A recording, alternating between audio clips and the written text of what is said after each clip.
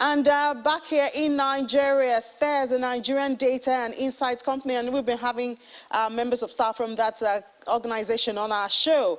Well, they have raised $3.3 million in a seed round backed by interesting Serena Williams Investment Company, and that, of course, got the attention of a lot of Nigerians.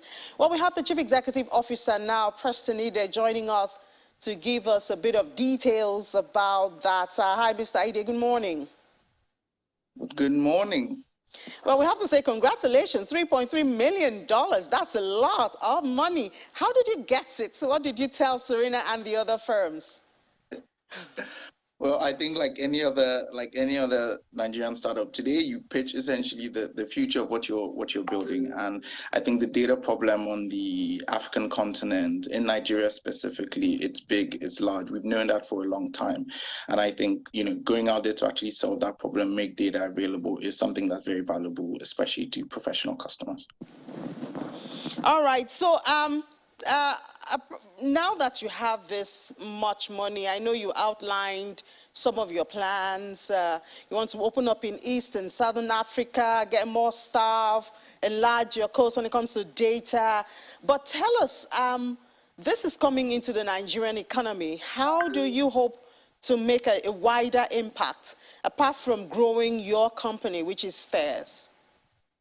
Yeah, I think it's actually very simple because it's core to our business. At the end of the day, we see the data problem as something that actually affects capital flows into the African continent, because when you have more data, when people can better see the markets that they're investing in, when they better understand the trends, the transformations, right, the patterns, it makes it easier for them to make decisions about putting money, into one industry or one company or one sector, right? So we see our solutions as something that actually enables the investor community. And we're particularly focused on investors outside the continent who are looking from a sort of market entry perspective. So I do think that the underlying nature of STARS is such that we provide the kind of data and insights that people who want to make decisions in African economies would need. And I think that really enables the rest of economic activity, because today many people would argue that, making more reliable business and financial data available would definitely contribute to improve capital flows and even reduce the cost of doing business on the continent. Well, I guess as a country also, this is one of our little wins, in spite of all the global headwinds, the inflation, and, all of that we're talking about. It shows that companies, especially startups in Nigeria, can still attract funding. And if you can attract $3.3 million, there must be something those investors are seeing in Nigeria that perhaps a lot of Nigerians cannot see. Yes, I really think it's a simple thing. It's opportunity.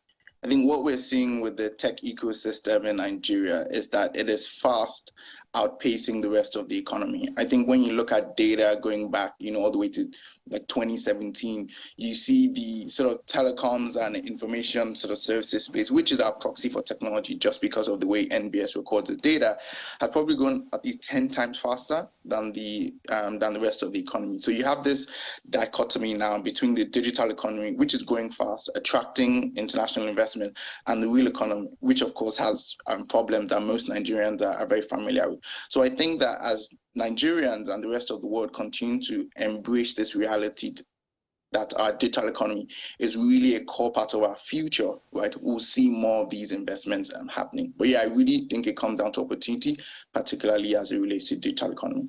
And what are you guys doing as the startup so that this funding is sustainable? So we don't wake up one day and say, oh, there was a time in Nigeria when startups could attract millions of dollars. What are you guys who are at the fore at this time? What are you doing to make it sustainable? Yeah, it's one word, really. It's growth. Right, continuous growth. We see that the kind of investors coming into Nigeria now, coming to Kenya, Egypt, South Africa, they're looking for growth, right? They see big markets, they see big opportunities, they see the opportunity to actually build really, really large companies, right? And I think it then puts, the onus on the founders to make sure that their companies are going to grow. And how do you grow? You create value for your users, you create value for your customers. So I think continuous investment in making our products better, in upskilling upskilling our teams, essentially creating more value for our customers. That really is the key to everything else. Definitely, we don't want a situation where we're looking back and saying, the heydays of the startup ecosystem. But I think that growth is really at the core of what investors are looking for.